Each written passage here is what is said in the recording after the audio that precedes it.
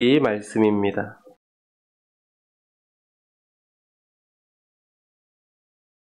룻기 1장 19절부터 22절까지 돌아가면서 한 절씩 읽습니다.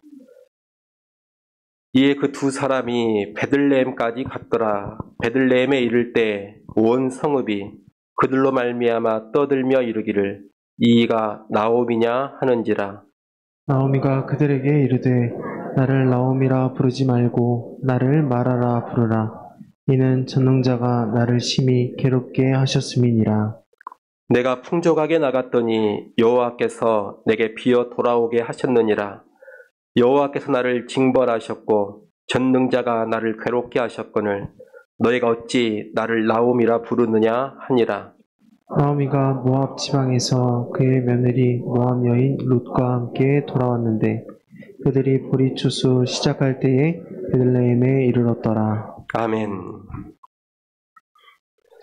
흉년을 피하기 위해 약속의 땅을 떠나 모압 땅으로 이주했던 나오미의 집안은 커다란 비극을 연달아 겪게 됩니다. 먼저 남편 아비멜렉이 죽습니다. 그리고 이어서 결혼한 두 아들도 죽어버립니다.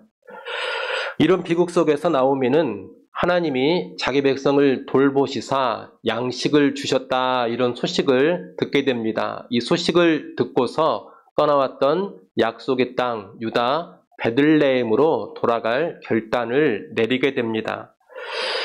약속의 땅으로 돌아오는 과정에서 이 나오미는 모압 여자인 두 며느리에게 너희는 모압으로 돌아가라 이렇게 거듭 권면을 합니다. 이 권면을 듣고서 오르바는 고향 모압으로 돌아갑니다. 하지만 또 다른 며느리인 룻은 결단코 시어머니 나오미를 떠나지 않겠다고 합니다.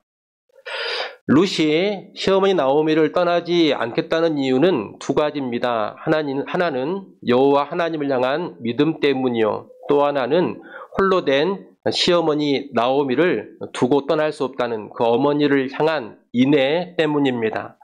그래서 결국 나오미는 모압 여자인 며느리 룻과 함께 베들레헴으로 돌아오게 됩니다. 오늘 본문은 나오미와 룻이 유다 베들레헴에 도착했을 때의 장면입니다.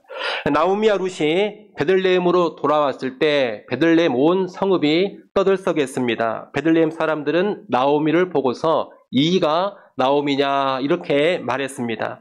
히브리 원문으로 보면 이 말을 하는 사람들은 여자들입니다. 베들레헴 여자들이 아니 이게 누구냐 나오미 아니냐 이렇게 소리 지른 겁니다. 나오미를 보고서 반가워서 내지르는 소리입니다. 그런데 이런 상황에서 나오미는 격정을 토로합니다. 오늘 보면 20절, 21절 말씀을 여러분이 다시 한번 읽어보십시오. 20절, 21절 말씀 읽습니다. 나오미가 그들에게 이르되 나를 나오미라 부르지 말고 나를 마라라 부르라. 이는 전능자가 나를 심히 괴롭게 하셨음이니라. 내가 풍족하게 나갔더니 여호와께서 내게 비어 돌아오게 하셨느니라. 여호와께서 나를 징벌하셨고 전능자가 나를 괴롭게 하셨거늘 너희가 어찌 나를 나오미라 부르느냐 하니라. 나오미는 자신을 반기는 여인들에게 대뜸 나를 나오미라고 부르지 말고 마라라 불러라 이렇게 말합니다.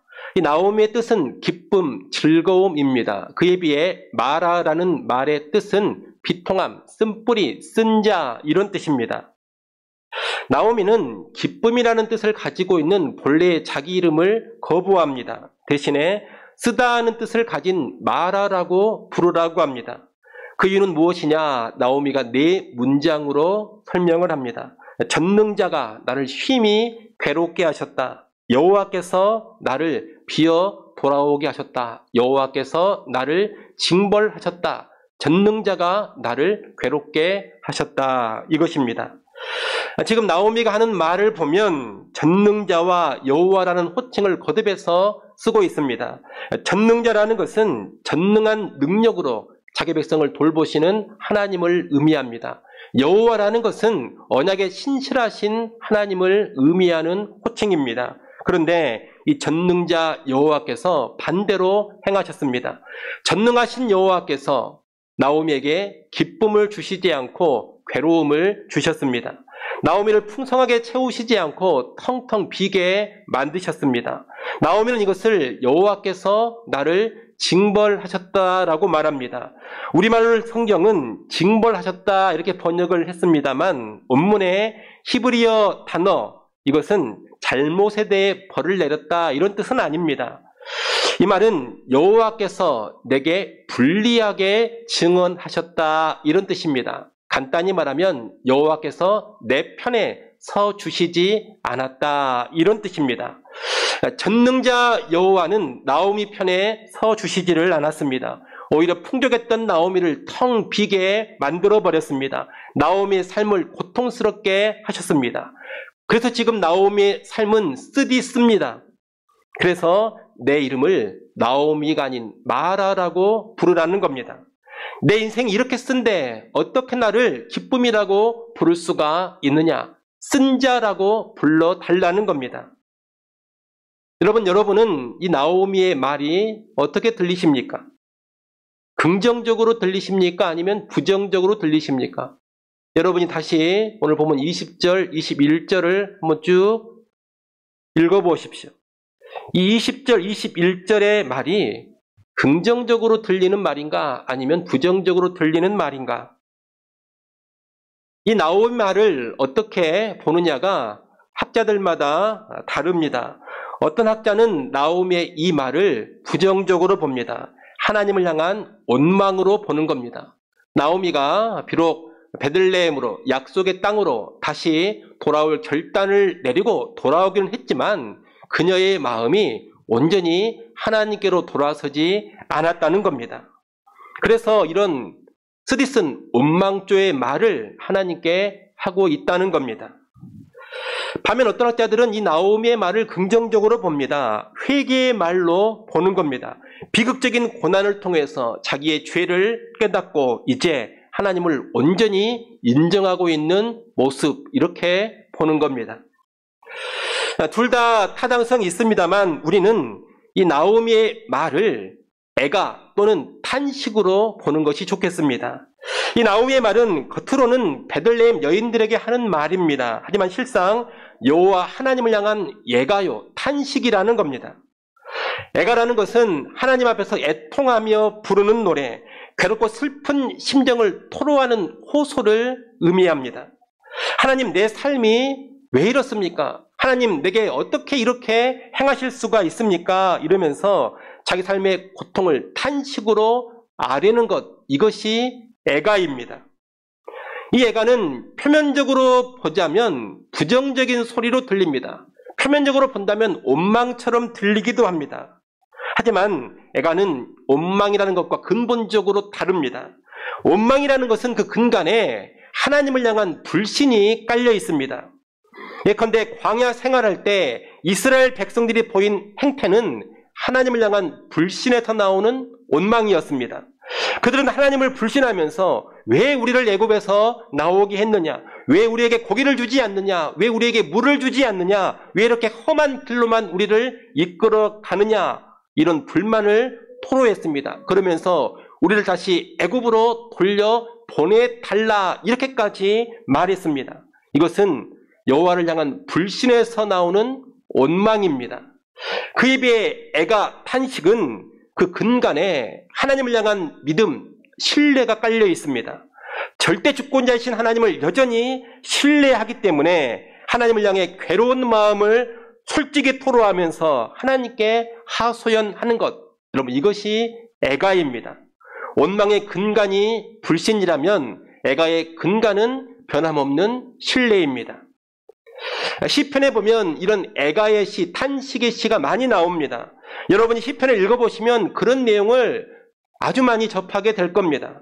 하나님, 왜 나를 고통스럽게 하십니까? 하나님, 왜 내 편에 서 주시지 않습니까? 어떻게 나에게 하나님이 이러실 수가 있습니까? 대체 내가 어느 때까지 이런 고통과 아픔을 겪어야 합니까? 하나님, 나를 정말 버리시는 겁니까? 이러면서 괴로움 속에서 울부짖는 시편의 시들이 아주 많다는 겁니다. 그 내용들을 보면 원망 같습니다. 그런데 그것이 원망이 아닙니다. 가만 보면 그 가운데서 하나님의 은혜와 도우심을 구하고 있습니다. 원망하는 듯 말을 하고 있지만 이 사람이 하나님을 절대로 떠나지 않습니다. 그 근간에 믿음이 깔려 있는 겁니다. 여전히 하나님을 신뢰하면서 부르짖고 있는 겁니다. 애가라는 것은 바로 그런 겁니다. 자기의 괴로움을 날 것 그대로의 감정으로 표출하면서 하나님의 은혜를 구하는 것, 여러분 이것이 애가입니다. 오늘 본문 20절, 21절은 바로 그와 같은 나오미의 애가인 것입니다. 나오미는 내 이름을 바꿔서 불러달라 할 정도로 마음에 상처가 큽니다. 그 상처받은 마음을 아주 솔직하게 토로합니다. 나를 나오미라고 부르지 마십시오. 내 삶의 기쁨이라는 것은 전혀 없습니다. 여호와께서 내 삶의 기쁨을 다 빼앗아가 버렸습니다. 여호와께서 나를 텅 비게 만들어 버리셨습니다. 내 삶은 고달프고 쓰디쓸 뿐입니다. 그러니 어찌 내가 나오미가 될 수 있겠습니까? 나를 차라리 마라라고 부르세요. 근데 여러분, 나오미가 하는 이런 말은 우리가 흔히 생각하는 믿음 좋은 모습과 얼마나 다릅니까? 우리가 흔히 생각하는 믿음이 좋은 모습이란 어떤 모습입니까? 나오미가 이렇게 말하는 것 아닙니까? 여러분, 지금 내가 괴롭기는 하지만 그래도 주권 자신 하나님께서 행하신 것 아니겠습니까? 하나님 행하신 일 앞에 내가 무슨 말을 하겠습니까? 선하신 하나님의 뜻인 줄로 알고 받아들이겠습니다. 반드시 하나님의 선한 역사가 앞으로 나타나게 될 겁니다. 하나님께서 결국은 기쁨을 주실 겁니다. 내 이름이 나오미 아닙니까? 하나님은 내 이름 나오미처럼 반드시 기쁨을 가져다 주실 겁니다. 여러분, 이렇게 말해야 믿음의 말로 들리지 않습니까? 그런데 나오미가 그렇게 말하지 않는다는 겁니다. 전능자가 나를 괴롭게 하셨다고 거듭 말합니다. 여호와께서 풍족했던 나를 비게 만들어 버리셨다고 합니다. 여호와께서 내게 우호적이지 않으셨다고 합니다. 그러면서 나오미는 무슨 나오미냐? 나는 그냥 마라다. 나는 쓴 여인이다. 이렇게 말하고 있는 겁니다.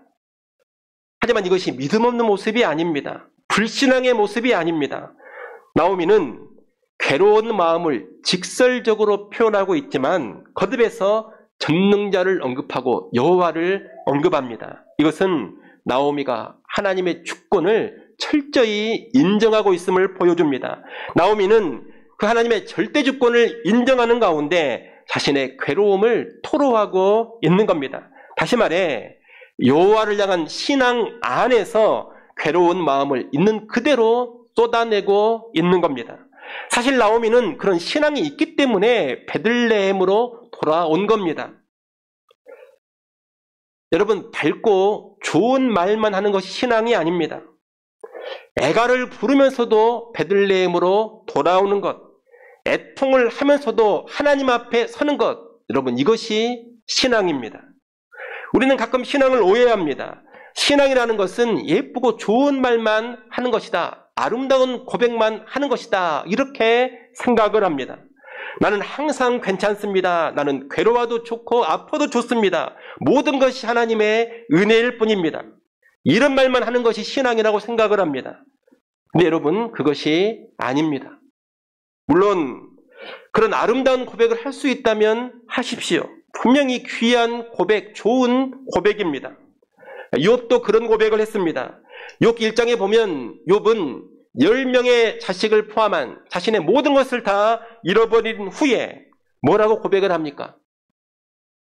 욥 1장 21절에 보면 주신 이도 여호와시요 거두신 이도 여호와시니 여호와의 이름이 찬송을 받을지로다. 이렇게 고백을 합니다. 잘하시는 고백일 겁니다.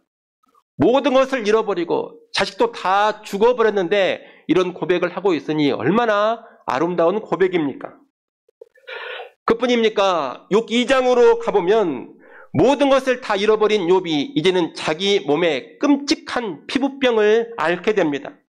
얼마나 가렵고 힘들던지 질그릇 조각으로 자기 몸을 긁어야 할 정도였습니다. 그런데 그런 상황에서도 욥이 뭐라고 고백을 합니까? 욥 2장 10절에 보면 우리가 하나님께 복을 받았은즉 화도 받지 아니하겠느냐, 이렇게 고백합니다. 여러분, 얼마나 대단한 고백입니까? 우리도 욥처럼 고백할 수 있다면 그렇게 고백을 하십시오. 그렇게 고백할 수 있을 때 그렇게 고백하는 것은 정말로 귀한 일입니다. 내가 그렇게 할 수 있다면 그렇게 고백하는 것, 정말 아름다운 일이 될 겁니다. 그런데 여러분, 이렇게 아름다운 고백을 했던 욥이 시간이 좀 더 지난 후에는 이렇게도 말합니다. 욥기 1장, 2장을 지나서 욥기 3장 11절 말씀을 한번 보십시오. 욥기 3장 11절 말씀 여러분 읽습니다. 어찌하여 내가 태에서 죽어나오지 아니하였던가? 어찌하여 내 어머니가 해산할 때에 내가 숨지지 아니하였던가? 여러분, 이게 무슨 말입니까? 다른 이야기가 아닙니다. 하나님 왜 나를 태어나게 하셨습니까? 차라리 태어날 때 내가 죽어버렸다면 얼마나 좋았겠습니까? 왜 태어나서 이제껏 살게 하신 겁니까? 왜 지금까지 살아가지고 이런 고통과 고난을 다 겪게 하셨습니까? 나는 차라리 태어나지 않는 게 좋았습니다. 태어났을 때 그냥 죽는 게 나았습니다. 지금 이런 말을 욥이 하고 있습니다. 이 말은 분명히 원망조의 말로 들립니다.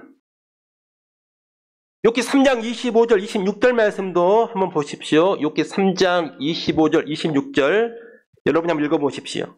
내가 두려워하는 그것이 내게 임하고 내가 무서워하는 그것이 내 몸에 미쳤구나. 나에게는 평온도 없고 안일도 없고 휴식도 없고 다만 불안만이 있구나. 이건 무슨 말입니까? 하나님, 나는 너무나 무섭습니다. 나는 두렵습니다. 나는 무서운 고난 속에서 평온도 없습니다. 쉼도 없습니다. 불안만이 가득합니다. 이런 고백입니다. 나는 무섭고 괴롭기만 하고 평안은 전혀 없고 불안만 가득하다고 하니 여러분, 이것이 믿음의 말로 들립니까? 참 믿음 없는 소리로 들리지 않습니까? 여러분, 욥이 욥 1장, 2장의 아름다운 고백만 했던 것이 아닙니다. 그 고통이 길어지고 고난이 계속되니 3장에 가서 이런 고백도 했다는 것을 알아야 합니다. 원망하는 것처럼 보이는 고백, 믿음 없어 보이는 그런 고백을 욥이 합니다. 왜 이렇게 고백합니까? 아니, 욥이 참 웃기네. 좋은 믿음 계속 유지하지. 왜 그럴까? 이런 생각을 하고 있다면 인생의 고통을 안 겪어본 사람입니다. 정말로 인생의 쓰디쓴 아픔을 경험해보고 인생의 큰 고난을 겪어본 사람이라면 이 욥의 말이 충분히 이해가 될 겁니다. 고난이 처음 닥쳤을 때는 하나님의 선한 뜻이 있겠지, 하나님 나를 선하게 인도하시겠지, 그렇게 반응을 보일 수 있지만 이제 현실 가운데 그 고통이 계속되어지고 아픔이 지속되면 욥과 같은 말이 나오게 되는 겁니다. 하나님 왜 나를 지금까지 살게 하셨습니까? 차라리 나를 죽이시지 그랬습니까? 하나님, 나는 정말 두렵기만 합니다. 평안이란 게 전혀 없습니다. 아프기만 하고 괴롭기만 하고 불안하기만 합니다. 이런 고백이 진짜 고난을 겪는 사람들에게서는 절로 나오게 된다는 겁니다. 욥은 정말로 아프고 괴로워서 이런 고백을 하는 겁니다. 진짜로 힘들어서 그런 말을 하는 겁니다. 그런데 여러분, 이 욥의 말이 그저 인간적인 원망이나 불신의 말이 아닌 것은 욥이 그래도 그 근간에 하나님을 향한 믿음을 가지고 있기 때문입니다. 욥은 하나님을 신뢰하기에 하나님 앞에서 자기의 괴로운 마음, 아픈 마음, 쓰디쓴 마음을 있는 그대로 다 노출을 하고 있는 겁니다. 여러분, 신앙생활에는 이런 고백도 필요합니다. 내 괴롭고 아프고 힘든 마음을 솔직히 다 털어놓는 그런 고백도 필요하다는 겁니다. 그런 고백을 결코 불신앙으로 치부하지 마십시오. 신앙에는 기쁨과 감사의 찬송도 있지만 신앙에는 분명히 애가가 있고 애통이 있습니다. 기쁘고 즐거운 것만 경험하고 보여주는 것이 신앙이 아닙니다. 아프고 괴롭고 쓰디쓴 것도 경험하고 보여주는 것이 신앙입니다. 실제 우리가 세상을 살다 보면 기쁨과 감사의 노래보다 탄식의 노래가 훨씬 더 많습니다. 축가보다 애가를 부를 때가 더 많습니다. 살아보면 살아볼수록 축가를 부르는 때보다 애가를 부를 때가 더 많다는 것을 경험하게 되는 겁니다. 그럼 그것이 인생입니다. 시편에도 보면 찬송시보다 애가의 시, 탄식의 시가 훨씬 더 많다는 것을 아셔야 합니다. 우리의 삶이 그렇기 때문입니다. 건강한 신앙은 부정적인 현실, 아픔의 상황을 인정합니다. 건강한 신앙에는 애통이 있고 탄식이 있고 비탄이 있습니다. 펑펑 울 때 하나님 앞에서 우는 것, 괴롭게 탄식하되 하나님 앞에서 탄식하는 것, 여러분 이것이 신앙입니다. 하나님을 신뢰하기 때문에 하나님께 나가서 그렇게 펑펑 우는 겁니다. 하나님을 신뢰하기 때문에 다른 곳이 아닌 하나님 앞에서 애통하고 애가를 부르는 것입니다. 하나님을 신뢰하니까 다른 곳이 아닌 하나님 앞에 엎드려서 나의 쓴 마음을 있는 그대로 다 쏟아 놓는 겁니다. 그런 여러분, 내가 신앙인이라면 애가를 부르면서라도 여호와 앞에 서기를 바랍니다. 나오미처럼 깊은 상실을 경험하고 깊은 어둠 가운데 있을 때 애가를 부르면서라도 하나님께 돌아와야 합니다. 하나님의 손이 나를 치신다는 느낌이 들더라도 하나님 앞에 서야 합니다. 마음이 쓰라리고 정말로 큰 상처를 입었다 하더라도 그 상한 마음으로 여호와 앞에 엎드려야 합니다. 내 괴로움을 온색적으로 표현하고 하나님께 따지듯이 질문을 하면서도 하나님 앞에 서야 합니다. 하나님, 어떻게 나에게 이러실 수가 있습니까? 하나님, 내 인생이 이게 뭡니까? 괴로워 죽겠습니다. 차라리 죽고 싶습니다. 저를 차라리 죽여주세요. 여러분, 그렇게 말하면서도 하나님 앞에 서야 한다는 겁니다. 그럴 때 우리에게 은혜가 임합니다. 하나님 앞에서 부르짖는 정직한 탄식과 애통의 소리는 결코 무의미하지 않습니다. 전능자이신 여호와는 그런 애가를 부르는 사람들, 그렇게 탄식하는 사람들을 반드시 돌보아 주십니다. 오늘 본문은 나오미의 애가로만 끝나지 않습니다. 22절로 이어집니다. 22절 말씀을 여러분이 또 한번 읽어보십시오. 22절 읽습니다. 나오미가 모압 지방에서 그의 며느리 모압 여인 룻과 함께 돌아왔는데 그들이 보리추수 시작할 때에 베들레헴에 이르렀더라. 아멘. 나오미는 바로 앞에서 말하기를 내가 풍족하게 나갔더니 여호와께서 내게 비어 돌아오게 하셨다, 이렇게 말했습니다. 자신이 텅텅 비어서 돌아왔다고 탄식을 한 겁니다.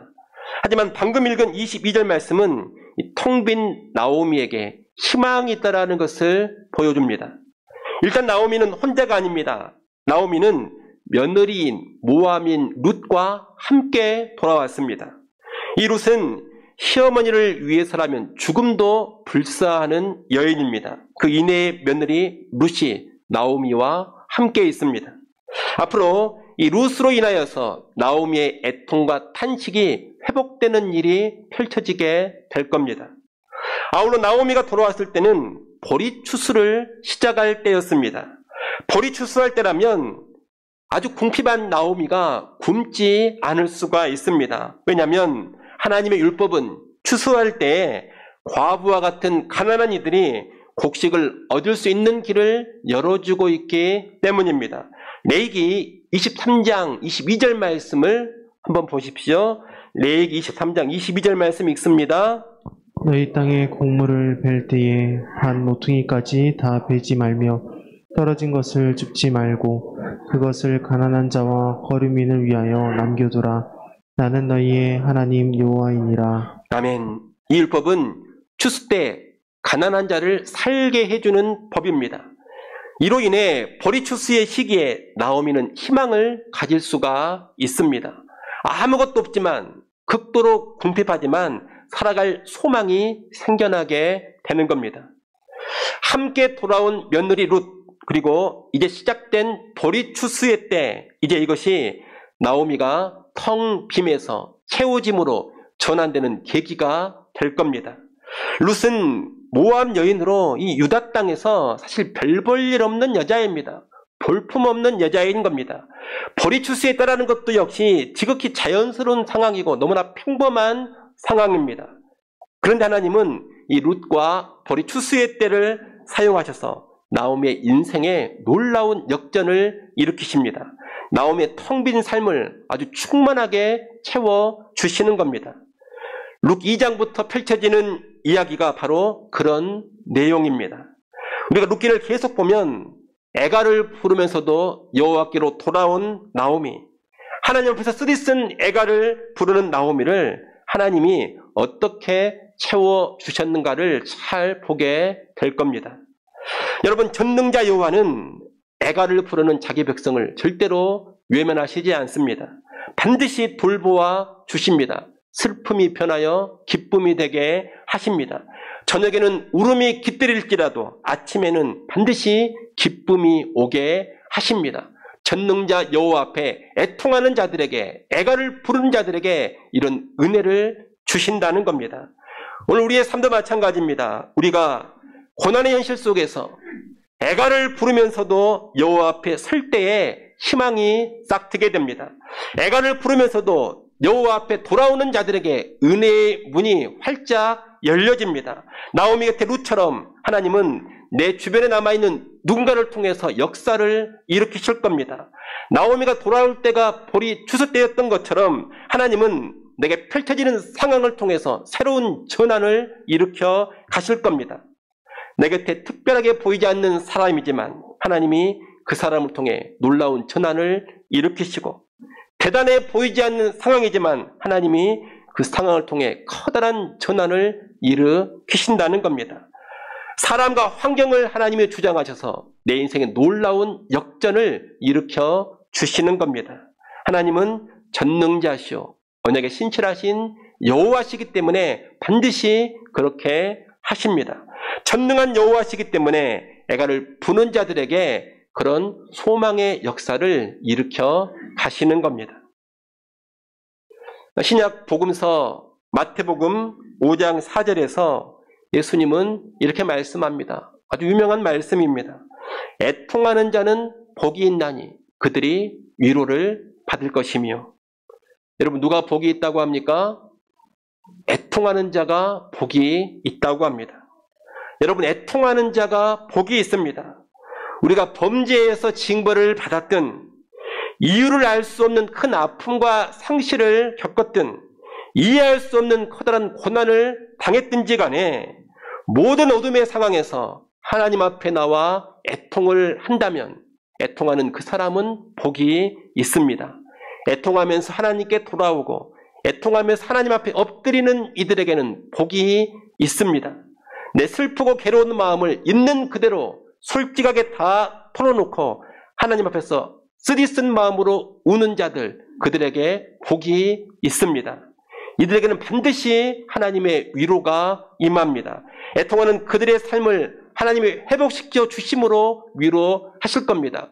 애통하는 그들의 삶을 하나님이 놀랍게 역전시켜 주심으로 위로해 주실 겁니다. 이를 아시고 여러분, 괴롭고 고달픈 현실을 만난다면 하나님 앞에 나아가서 애통하시고 탄식하시고 애가를 부르시기를 바랍니다. 인생의 어둠 속에 있다면 애가를 부르면서 하나님 앞에 설 수 있기를 바랍니다. 반드시 위로의 은혜가 임하게 될 겁니다. 기도하겠습니다. 하나님 아버지, 인생의 어두운 밤 가운데서 전능하신 여호와를 보게 하여 주시옵소서. 애가를 부르면서도 여호와께 돌아오기를 원합니다. 고난의 현실 속에서 단순한 절망과 원망이 아닌 하나님 앞에서 애가를 부르는 성도들이 되게 하여 주시옵소서. 전능하신 여호와께서 애가를 부르는 우리의 삶을 회복시키시고 역전시키신다는 그런 소망을 품게 하여 주시옵소서. 전능한 여호와 앞에서 애통하는 자가 되어서 위로받게 하여 주옵소서. 예수님의 이름으로 기도드리옵나이다. 아멘.